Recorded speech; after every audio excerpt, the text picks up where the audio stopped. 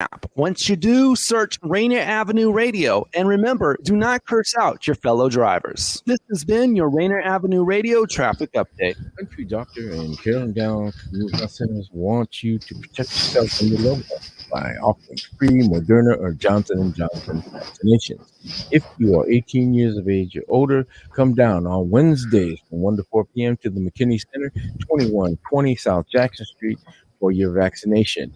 You don't need an appointment or ID or insurance. For information, call 206-709-7198. This message brought to you by Country Doctor, Carolyn Downs Community Health Centers, and as a public service by Rainier Avenue Radio.world. Phil-Am Radio, servicing the Filipino and Filipino Americans all over the world. Phil-Am Radio, streaming live in the internet every Tuesday from 1 o'clock to 2:30 p.m. Seattle, USA time. We are your host, Kuya Bert Kawili, Emma Heron, and Manny Panganiban. Phil-Am Radio. You're listening to Rainier Avenue Radio.world. I'm Granville Emerson along with my partner, Ronald Pepe King, and we host the show Midline Sports right here on Rainier Avenue Radio.world, where we talk about football, basketball, local sports, national sports, Seahawks, UW, Seattle U Redhawks, Garfield Bulldogs, all that and more right here on Midline Sports on Rainier Avenue Radio.world.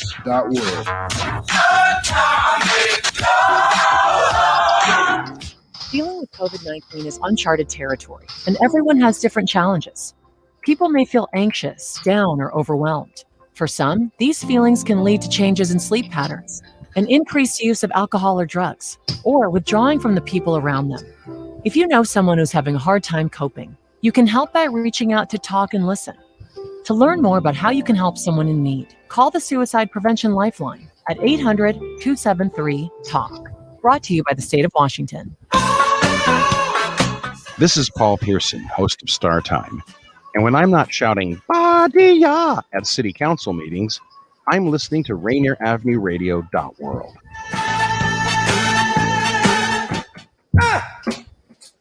You're bad, sir. Say it loud. Well, welcome to another edition of Monday Night Sports. How you doing? I'm Duke, and I hope you are navigating through this heat. Man, let me tell you something. It's hot up in this joint, but I'm excited. We have a really special show. As you know, Edwin and I have taken a brief hiatus until the Seahawks season, and so we will, from time to time, bring you a special show like tonight, and then stay tuned because we will be back as the Seahawks season starts, and we'll give you every week, every Monday night, our kind of analysis, mainly of the Seahawks and a little bit of the NFL, and then obviously take you all the way into the playoffs and all the way to the Super Bowl. So that is to come. But again, I'm just excited because we, like I said, want to, from time to time, bring you some special shows. And tonight is a really special show. Many of you know that I am, among other things, manage an internship program at Seattle Academy, and want to talk with one of our students and some other individuals about a really, really important topic that doesn't get a lot of coverage. You don't hear a lot, although less and less stigma around mental health and suicide prevention. But to hear young men and athletes in particular talk about this is quite unusual. And so we're going to highlight, just something that a young man is doing here in Seattle, and it's making waves across the nation to a certain degree. So anyway, with that, that's kind of what we're going to focus on this evening. And again, like I said, Edwin and I have taken a brief hiatus, but we'll be back when the Seahawks season starts. And I want to, just encourage you to continue to check in with us, and we will be back live. But tonight, again, like I said, I don't know if you've ever heard of an organization called HOMS, H-O-M-S, Heart on My Sleeve. But certainly you've heard that expression, heart on my sleeve. And we, are looking at kind of highlighting of that this evening. So good. Sorry, Daniel. I was making our guests here. Yeah, our guests are here. I want to welcome to the show three pretty incredible individuals. Race Porter, who is a punter for the University of Washington. Isaac Allnut, recent graduate of Seattle Academy, and Isiah Brown. Many of you remember Isaiah, a standout basketball player at Lakeside, and just finished up his college career. But I want to bring those gentlemen onto the show, and we're going to talk a little bit about heart on my sleeve. There they are, gentlemen. What's up, guys? How you doing? Doing pretty well.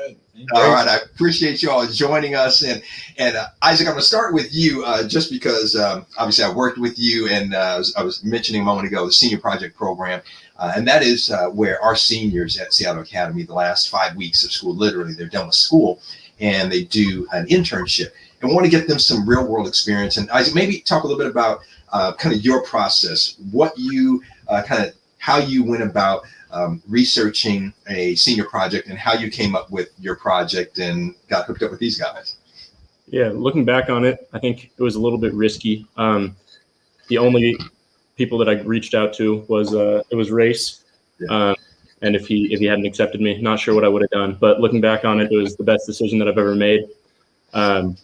I've had such a great experience, and I'm looking forward to continuing it past the senior project and through the summer, hopefully through college, and see where it goes. Yeah, and I'm gonna bring Race on, but I want to come back to you, Isaac. So I want you to talk about why you chose this and why this is where your focus was. But before we do that, Race, I want to welcome you to the show, and good to meet you, man. And maybe talk a little bit about, I was looking at the website, but kind of give some background and history so our listeners can understand what Heart on My Sleeve is all about and how it came to be. Yeah, thanks, Rick, for having me. Super honor. So basically, the start of HOMS was pretty simple. I was going through a tough time in my life, and trying to find an outlet. Football wasn't going well, school wasn't going well. I couldn't figure out what major I wanted, and I just kind of felt like the world was stacked against me, and I didn't have an outlet to express those feelings. And I've always had kind of a tough time talking about, that stuff. Being a man, I think a lot of us kind of feel that to a certain extent in situations. And it just so happened that clothing was the way that I was able to express myself. And I started making clothes just for myself to wear, and kind of specifically keying on that concept of addressing kind of and expressing the emotions that you deal with on a daily basis. Hence Heart on My Sleeve. I tried to really embody that into a clothing brand essentially, and started out with, physically putting the hearts on the sleeve, and then putting some broken hearts on the sleeve. And I would wear the full heart if I was having a good day when I woke up, and then I would wear the broken heart if, things weren't going as well. And I think a few friends on my team started to kind of understand and notice them and ask me about it, and it led to some conversations, and then it led to them kind of getting some shirts from me, and then their friends started asking, and just kind of that snowball led us to here we are today. And it's been a blast, and it just happened organically, which I think is so special, and it's been fun to watch it grow. Yeah, no doubt. You mentioned for men in particular, and I would say for young men and athletes, to have this kind of conversation and to say, hey, this is how I'm feeling. Talk about how kind of expressing yourself in this manner has kind of helped you along, and then the response that you got. You mentioned, friends and what have you, but I know that there was a really good article probably about a little over a year ago about, Miles Gaskin and his involvement as well. And, kind of opening up when I talked about, this is making an impact across the nation. I mean, in the article, he talks about how when he's wearing the hoodie or whatever, people ask him about it, his teammates, and he's telling them about it. So, but again, going back to just, kind of talk about how, as you began to express yourself through this, how that really seemed to open up doors and how people responded. Yeah, I mean, it's wild because I started it, I didn't think too much of it. And then once people kind of understood the story and kind of understood the mission behind the brand, it just led to so many different conversations with people that I never would have had before, whether it was, people opening up about someone they're close to, or, someone in their family, or even themselves. That was the thing I think the brand made me realize, was how every single person has a mental health story, or has, some effect to a degree of how mental health has changed their life or someone they're close to. And so I think just for me personally, kind of those conversations and being able to see that made things a little easier for myself. All the standards, I put every day and trying to be great, that can weigh on you. And just knowing that everyone's going through that struggle and kind of feeling those things and wanting to express themselves is really refreshing to just kind of feel accepted and everyone I talk to, trying to make them feel accepted as well, and that we're all trying to do this together. So yeah, no doubt. Thanks. If you just joined us, you're listening to and watching on the stream Monday Night Sports. I'm Dupe, obviously, and talking with Race Porter from O'Day and UW, Isiah Brown and Isaac Allnut. And really the topic tonight, if you just joined us, really talking about mental health and how important that is, and a vehicle to have conversation around that in an area, in a topic that really there's a lot of stigma around, and especially when you talk about men in particular and athletes talking about how they feel. I think men, we're always brought up to be tough, and feelings, you just put that aside. And we see with just so much these days. And Isaac, being at Seattle Academy, we have had over a few years ago experienced a student that took their own life and what have you, and part of that obviously not discussing some of the challenges that are going on. Isaac, before I get back to you, and I want to get a little bit more about how you and why you selected this organization for your senior project. But Isaiah, I want to bring you on, just talk about how did you get involved, and talk about your role a little bit as you're involved in this. Yeah, I think kind of from the beginning, obviously races, we're like brothers, and from just a kind of a supportive standpoint, just wanting to be there from them, or be there for them, just as a friend and as a brother from when it first started. And then when the brand itself kind of became a thing and picked up a little bit of traction, I think, one of the best things about it, like Ray said, was that it was really organic. It wasn't necessarily something that was started with, any of this necessarily in mind from the beginning. It started as, a way to be able to express, some of the things that maybe felt repressed, or some of the things that you weren't as comfortable talking about. And I think, it did a lot for us just as friends in our friend group, and we were able to, kind of use that and use those ideas that we were, putting forth in the brand, and that people were kind of adopting, to be able to talk things through amongst ourselves, like strengthen the dynamic, in our friend group as well. And I think we saw that, being portrayed to other people as people started to get wind of it, and it kind of became this community. And, I think my main, I guess thing now is, just continuing to push it forward. And, I've always been really into fashion myself. And so it's just kind of like the family business at this point. And, we, kind of hand in hand, continue to push it forward. And like you said, it's been a lot of fun, to see it kind of organically grow in this way. And I think we've built a really a cool community, of people that is getting even bigger kind of by the day, it seems. Yeah, no doubt. And yeah, it is cool. I mean, fashion is a cool way to make that statement.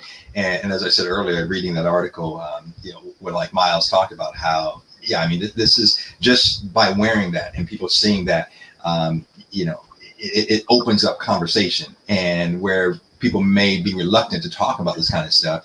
And I think part of it as well, and I take my hat off to all three of you for, kind of being willing to, you're exposing yourself, and by sharing how you feel, and that's important. But I think, the older I get, just learning how important that is to be able, in relationships in particular, to be able to share, where you're at honestly and openly, and I think we all have our ups and downs, no doubt. And people may not want to admit it, but that's real. I think I want to go back to you, and now that we have kind of the context, and our listeners have the context of what HOMS is and what have you, maybe now talk about what is it that think it's pretty obvious, but what is it that resonated with you, and why did you say, hey man, this is like, so you put all your eggs in one basket? Unfortunately it worked out, and you know, I would have been there, man. I would have had your back. We would have found something for you. But no, all kidding aside, what was it about this that really resonated with you, and why did you say, man, this is where I want to do my internship? I think it was just a super perfect organic fit. Like, Race is an athlete, a D1 athlete. I'm a D1 athlete. Isaiah's a D1 athlete. Race likes or was super interested in mental health, and I was as well, starting those clubs at SAS and everything like that, the mental health clubs and suicide prevention clubs. And then also just fashion, like hoodies, pretty much the only article of clothing that I care like a ton about in my closet, and that's pretty much Hans's thing. So yeah, it was a super organic fit. And when I reached out over DM, I was super nervous because I was like, I know that I'll have a great time. All he has to do is just read this DM and accept it, and it worked out pretty well. It did. That's good. Thanks, Daniel, our producer, putting. Thanks, Daniel. Going to the website, and so there is some, example of the website and some of the products on there. Dan, you can scroll through that if you want, so our listeners and viewers can see it. And you know, Isaac, as you can you talk a little bit about what you did during your internship? And as I mentioned earlier, the internship program really is designed to give our seniors, Seattle Academy, an opportunity to get real world experience. That's a nice one there. I like that. Real world experience. And can you talk a little bit about what you did on a kind of daily, weekly basis, and kind of what your objectives were during that 5-week internship? Yeah, my number one goal was that I really did not want to have a sort of like bland internship. I didn't want to have to be filing paperwork and doing basic tasks like that. And I didn't have to do that at all here. I started off, I think in the first week, Race just gave me a big bag of clothing and told me to go sell it. So no real direction there, but just go make some money, brother. Huh? Yeah. I just set up shop at Green Lake, selling stuff to my friends, and that was the first week. And then throughout it, I was just helping him with pretty much whatever he needed in regards to dropping stuff, helping cut out designs because we hand print everything, helping with somewhat menial tasks like that, and then also helping with design and being able to express myself in that way. Yeah, and now I think I'm still continuing to do pretty much the same thing, but on a different scale. Yeah. No, that's nice. And that's what we like to see. I mean, that we hope these experiences can carry on, and usually on an annual basis, we have anywhere from 30 to 40% of our students that are offered positions and continue their internships. And that's a cool thing, whether it's a paid job or whether it's continuing to do something. So happy to hear that that's continuing. Race, hopefully that he's doing a good job, and if not, even though he graduated, let me know. We'll put him back in line. He was giving me slack the other day because I hadn't paid him yet. I finally got that covered. So yeah, well, I gotta get that payroll going, baby. Yeah. And so I'm curious, and Isaac, you mentioned all three of you obviously being D1 athletes, and I would love to hear, and Isaiah, I want to talk a little bit about your career as well. But I want to. If you guys can share, because Isaac, you're headed obviously at Seattle Academy, just graduated. Basketball season still going on, which is really cool. And for those of you listening, and you've heard, we've broadcast a number of the Metro games as well as Seattle Academy games. And Wednesday, Thursday, Friday of this week, Seattle Academy, one of 8 teams participating in a state 1A invitational, and really pretty representative of teams that likely would have been in state, and so you guys will be there. But I know that although you've had a great basketball career and great success at Seattle Academy, you're going to be doing something else in college. Share a little bit about where you're going to be going and what you're doing. Yeah, I'm going to be heading down to Santa Clara University, and I'm going to be rowing crew there, which is a sport that I picked up fairly late, like sophomore year of high school. But the transition from basketball to rowing is fairly seamless because you already get your coordination down and you're already tall from basketball.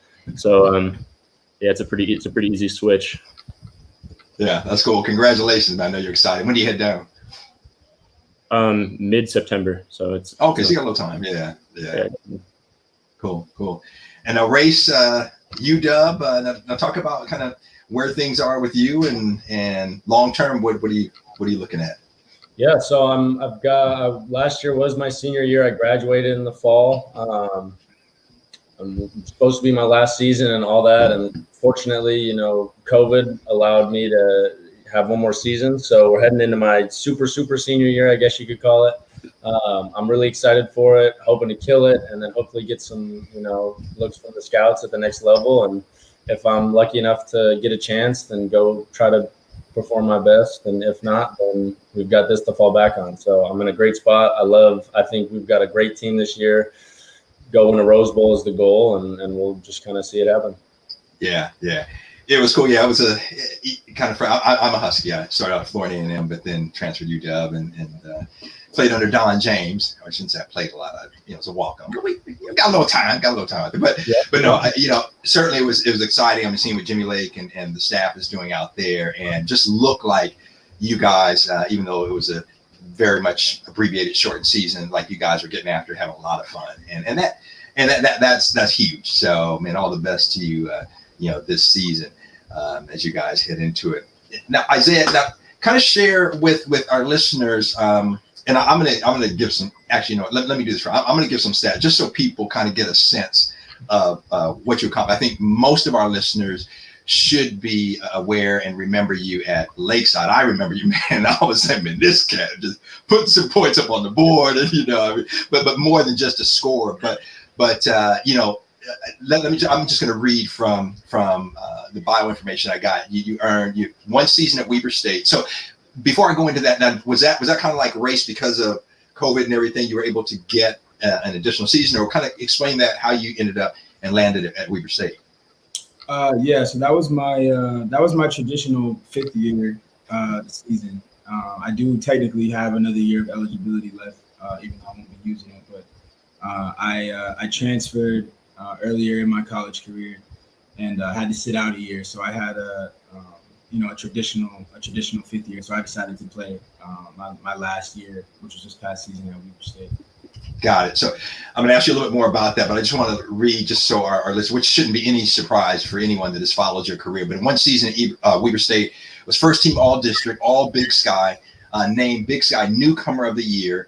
And again, was first team all district honors. And again, just after transferring from Grand Canyon and Northwestern, became the 12th, just the 12th player at Weber State, the 12th Wildcat ever to earn first team all district honors, became the 8th player all time to be named Newcomer of the Year, and joined in the summer as a graduate transfer. Started all 23 games, scored double figures, 22 of those 23 games, finished third in Big Sky in scoring at 17, almost 18 points a game, scored 20 or more 7 times, had a career high 31, and went over Northern Arizona, finished 4th in Big Sky in field goal percentage at almost 50%, and 5th in free throw percentage, 9th in the conference in assists, and 11th in steals.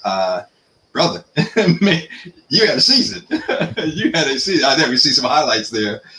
Congratulations, man. You went and did your thing. I appreciate it. Thank you. Yeah. Definitely a really, really good year. I'm very thankful for the opportunity that I got there. I got a lot of love for everybody in Ogden and for the program. They treated me like family. I was only there for like 8 months. It went as well as it could have. Yeah, no, that's exciting to hear. Talk about next steps for you and what you're planning as you move forward. I declared for the draft about a month and a half ago. So I'm gonna forego my super senior year, I guess, and go pro. And I'm excited about it. Just been going through the process and preparing and training and looking forward to moving on to the next level, and just blessed to continue to do what I love and have an opportunity to do it at the highest level. So it's a long process, and there's a lot that goes into it, but I'm fortunate to be represented and surrounded by a lot of really great people. So it's been a great process so far, and kind of summer's kicking in now, and as the NBA season kind of comes to a close. So I'm just enjoying it and having fun with it. Yeah, no, that's exciting, and we are hoping the best for you, man. And as you go through that process, and I'll say to all three of you, I think you know this. I mean, each of you, your careers, just being involved in Homs and what you're doing. But I think it's really important. You know, you may not even know this, but you know, I used to work. You see some Sonic stuff behind me. I was hired as a player development director for the Sonics, and part of that role was coming on board. And that was back in 2004. I believe, and part of that role was, you know, just really to serve as kind of a guide, a mentor for players, because as you can imagine, coming into the league, and at that time, I think the collective bargaining agreement, players still could be drafted right out of high school within a couple of years. I'm pretty sure from my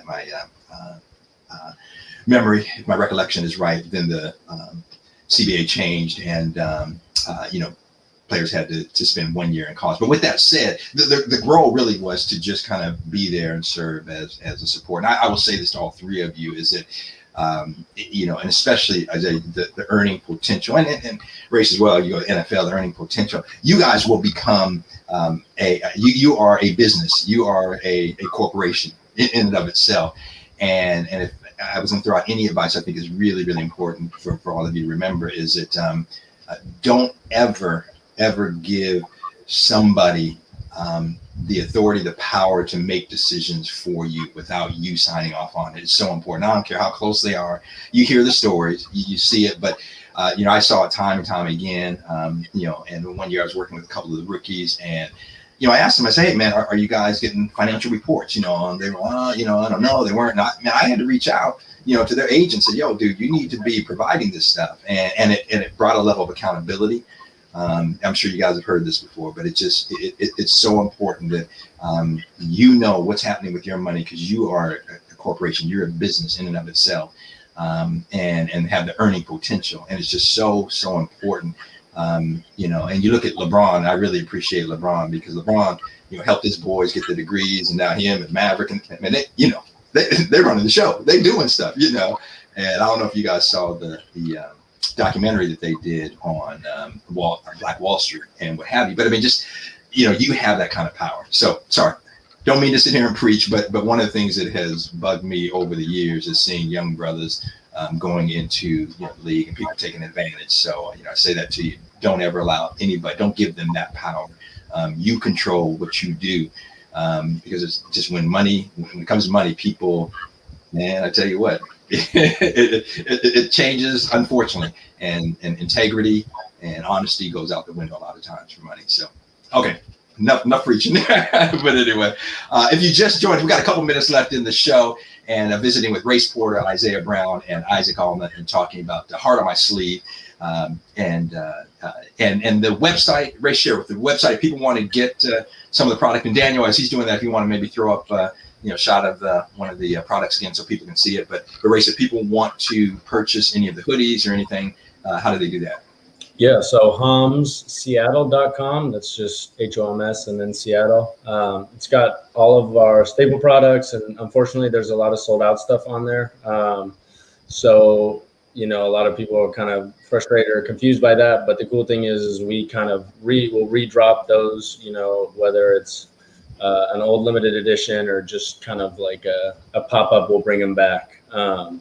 And then Instagram, I think, is huge. It's way more accessible for kind of the more everyday human interactions and human emotions. It's really fun to kind of try to, whether we're posting something in the morning to kind of uplift or something later in the night to just kind of unwind. Like, we try to make as much, you know, about the clothing as same with the mental health over on the Instagram. So either one, both Hom Seattle. And there's plenty more, you know, kind of the story that those will tell without us having to sit here and talk about it. Yeah. Well, you guys, I want to thank you for taking time out of your evening. I know it is hot. Man, I'm sitting here in the little office I have. We got the ceiling fan going on. And trust me, I didn't have the shirt on, so I got to put a shirt on for the show.